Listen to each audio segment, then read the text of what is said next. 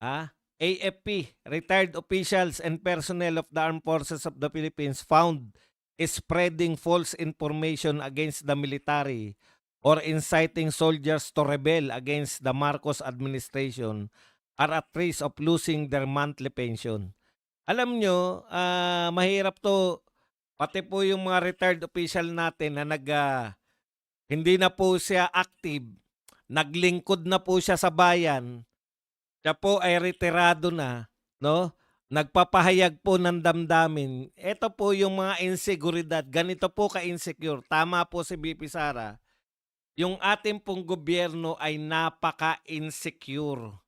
Alam nyo si Tatay Digong ang sinisigaw kay Tatay si Digong, kung alam nyo? Wala pa yata 1 buwan si Tatay Digong ang sinisigaw na ng mga dilawan noong time na yon. Aus Duterte.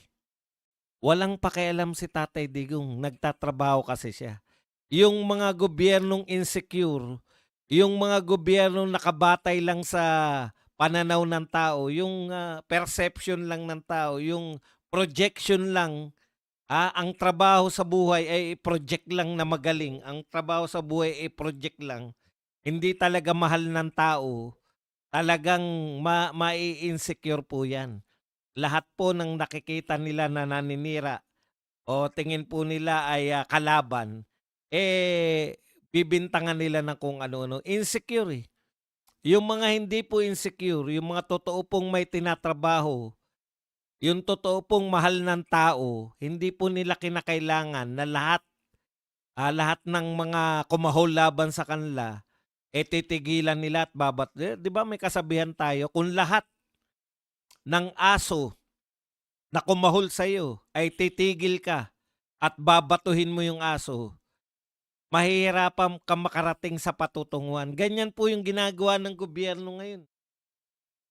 Ayaw nyo palang nakokontra kayo, ayaw nyo pala na merong pumupuna sa inyo. Bawal po kayo sa politika.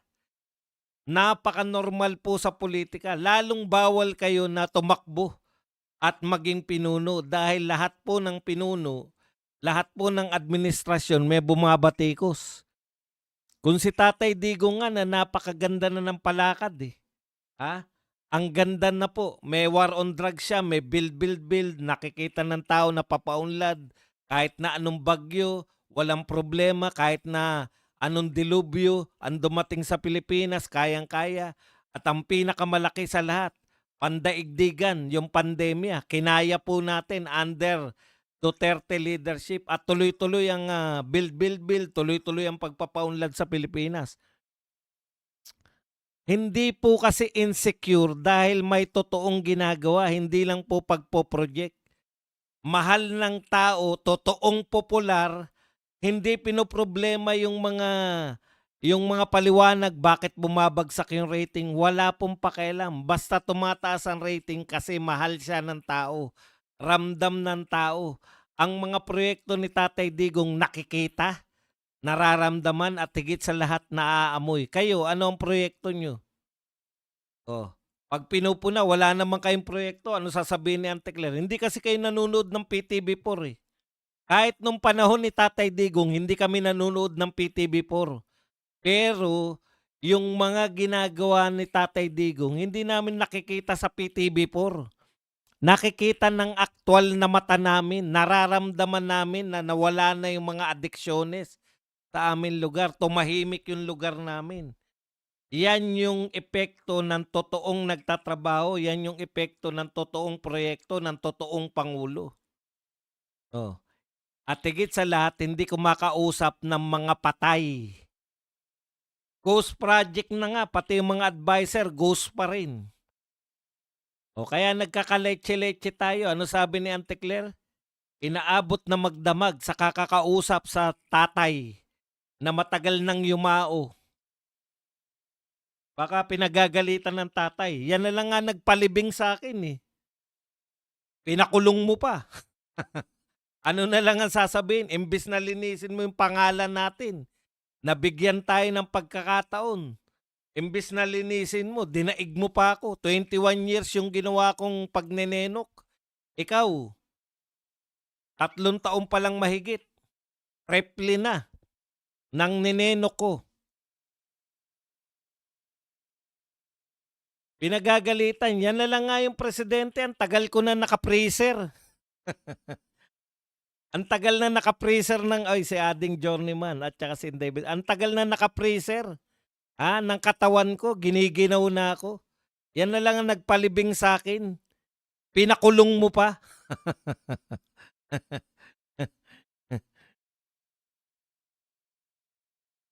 Okay. Kaya po, wag kayong masyadong insecure. Normal po sa tao, lalo na yan, hindi na po sila under ng chain of command. Reterado na sila. No? Hindi na po kasama yung obey first before you complain. Wala na po silang i-obey. Ito po pananaw na ng mga reteradong opisyal. Katulad po ng lahat ng mamamayang Pilipino, may karapatan po na magpahayag. Freedom of speech. Yung mga reteradong militar, hindi po kung noon po nung sila'y active duty, siyempre pinipigilan nila dahil active duty sila, alangan namang banatan nila yung sitting president. Pero bilang mamamayang Pilipino, retirado na po sila, hindi na po sila opisyal. Retired officer, gentleman na lang po sila ngayon, hindi na po sila opisyal. Pero sila po ay mga maginoo pa rin, ay may karapatan din po sila na magpahayag ng damdamin. Okay lang sana kung out of the blue, naninira sila, tumingin po kayo sa paligid. Bumalik na po yung mga rally ng mga kabataan. Lumalaki na po yung rally ng mga kabataan. Hindi po yan inimbento. Panahon ni Tatay Digong, nakakatawa yung mga nagrarally. Ang ganda ng nangyayari sa Pilipinas, may nagrarally. Meron. Pero 5 piraso, 7 piraso, tigda 2 placards. Ngayon, totoo na naman uli. Warm bodies na naman uli. Paano hindi magrarally ang mga yan? Lantad-lantaran. Lantaran po. Ikaw na nga mismo nag-expose, Mr. President, na may ghost project. Ikaw na mismo nag-expose na yung mga semento kaya mong durugin sa kamay mo. Tapos hindi masolusyonan. Paano ang solusyon nyo? Pande-delay. Katulad ng ICI na yan, wala naman pong silbi yan. Kaya po, hindi po kakaiba yung nararamdaman ng mga retired officers. Kung ano po nararamdaman ng mga pangkaraniwang tao. Ayan si Regine Velasquez, nagbabayad siya ng almost 50% ng kinikita niya sa showbiz na wala po siyang mahihita. Imagine niyo sa ibang bansa pala. Very willing yung mga tao na magbayad ng tax dahil pagtanda ng mga tao, pangangalagaan naman sila ng Estado. Nung kalakasan nila, nagbabayad ng malaking tax. Pagtanda nitong mga nagbayad ng mga tax nung sila'y kalakasan nila, kakalingain naman sila ng Estado o ng gobyerno. Dito po sa atin, kukunan ka lang ng tax. Ayan, sinabi ni Regine na, mabuti pa nga si Regine. Ang problema nyo lang mga artista, sumusunod kayo sa mga dilawan. Yung mga dilawan, may political agenda yan. Pag sigaw ninyo ng may kasalanan, dinadamay nyo lagi yung BP Sara namin. Ang tunay na may kasalanan yan, yung presidente ngayon. Kung hindi man siya kasama sa nakawan, inalaw niya yung mga magnanakaw. Hanggang ngayon. Akala nyo natapos na dahil in-expose niya? Isa pa yan diso na yan. Tokis ng tokis. Presko ng preskon. Yung pala, yung mga ngayon na, sa panahon na niya, yung mga kasama niya sa USEC, mga USEC niya, mga tauhan niya mismo ay mga contractor pala. Imagine niyo. Sino nagsabi niyan? Kami ba? Mga Duterte ba? Hindi. Si Libiste, membro ng Lakas CMD. Mga kontraktor.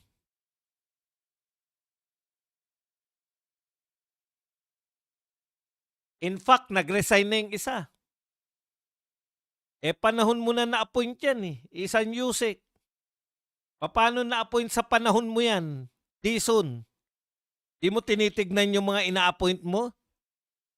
Pinalitan mo lang yung mga magna, tapos magna rin pala mga ipapalit mo. Kinausap na ng mga tauhan mo yung mga sa 2026, nakausap na ng mga tauhan mo yung mga kontraktor. Yung pinasan yung NEP, ha? Yung pinasan yung NEP, kausap na ng mga tauhan mo yung mga kontraktor. Sarili mo lang hindi mo maimbestigan dahil daldal ka ng daldal sa media. Ano uunahin mong imbestigahan? Hindi flood control, kundi yung ugnayan ni Bongo tsaka ng mga Diskaya. Bakit? May narinig ba kami? Nakikinig kami ng lahat ng mga hearing, napakinggan namin. Wala kami narinig na nagbigay ng mali-maletang pera kay Senator Bongo. May senador na pinagbigyan ng porsyento. Si Jinggoy, si Villanueva, si Chis Escudero. Pero ang imbestigahan ni Dison, si Bongo. Bakit si Bongo? Malapit kay Duterte. Pinaglulukon yung mga tao, mga hinayo pa kayo. Tapos yung Yusek mo, ayan, nag-resign na. Paano? Binisto ni Libiste. Wala kang kamuwang-muwang, Dison? Anong mawawalan ka ng muwang? Hindi ka naman inuuna mong imbestigahan, Davao City. May nahita ka ba sa Davao? O yung mga tanga dyan, nakarinig ng Davao. Ang tawag doon sa kalsada, Bukidnon, Davao. Pero sa Bukidnon yun. Nakarinig lang kayo ng Davao eh. Mga engot talaga tong mga followers nito ni mga Dilawan, Kakamping at mga loyalista eh. Nakarinig lang kayo ng Davao, sa Bukidnon yun. Hindi nasakop ng mga Duterte yan. Pati ba Bukidnon gusto nyo ipasako sa Davao City? Pag nakarinig sila ng salitang Davao, akala nila Davao City. Mga probinsya yan, Davao Oriental, Davao del Sur. Paman yung mga Davao na yan. Tapos Davao City, syudad yun. Davao del Norte. Sa totoo lang po, ganito po natin ipapakita yung mga prioridad ng ating gobyerno, lalong-lalo na po tong pinakabulok. Ito pong pinakabulok na ahensya ng pamahalaan ngayon. Ito pong DPWH. Na inatasan po na magpagawa ng 1,700. Ibig sabihin, yan po, may pondo po yung 1,700 classroom na yan. Pero tamad na tamad po. Tamad na tamad. Alam niyo po, eto na, banggit ko rin kay Bryce. Napakinggan ko rin po dun sa... Kaya marami tayong natutunan sana sa Blue Ribbon Committee. Di po ba? Marami po tayo sanang natutunan na bakit mas interesado sila sa flood control. Kahit po pala may budget, no? Maski yung mga contractor po, wala pong gana na gumawa ng classroom kasi konting-konti lang po. Bakit po mas priority ng mga contractor yung mga flood control? Yun na nga po, napakalaki po ng kita, 100% po. Hati-hati na lang contractor, yung mga taga DPWH mismo, proyekto muna nila flood control kasi pwede pa silang mag-ghost project, matagal bago matuklasan. Ito po, pwersado po ang mga DPWH, taga DPWH na ayusin pag classroom. Alam niyo po kung bakit? Hindi po pwedeng isang lindol lang, giba na kagad yung classroom. Marami po silang ipapahamak dyan. Sinabi rin naman po yan nila Bryce tsaka nila Alcantara. Nasa iba hindi sila mahigpit, pero pagdating po sa classroom, in fairness naman po 'no, pagdating po sa mga classroom, kaya 22 lang, 22 lang po, ngayong taon na 'to. Akala ko ba pinakapalpak na DepEd. Yun po, ibig sabihin niyan yung mga DepEd official tutulog-tulog din kasi kung ipaubayan niyo lang po sa DPWH, yang pagtatrabaho, sa classroom, DPWH yan, eh. Hindi po nila priority yung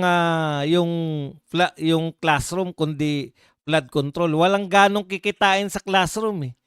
Kaya 22 lang. Kaya dapat, yung napakagaling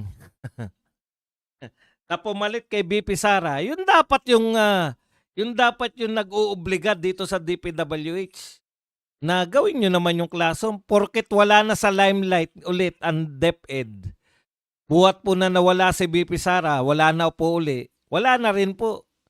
Wala na rin pong pakialam itong DepEd secretary. Hindi niya pinakikialaman yung mga kakulangan ng room. Yan po yan, eh. Kasi hindi talaga kayo ipaprioritize ng mga magnanakaw. Dahil hindi po pwedeng ghost classroom. Tandaan nyo po yan.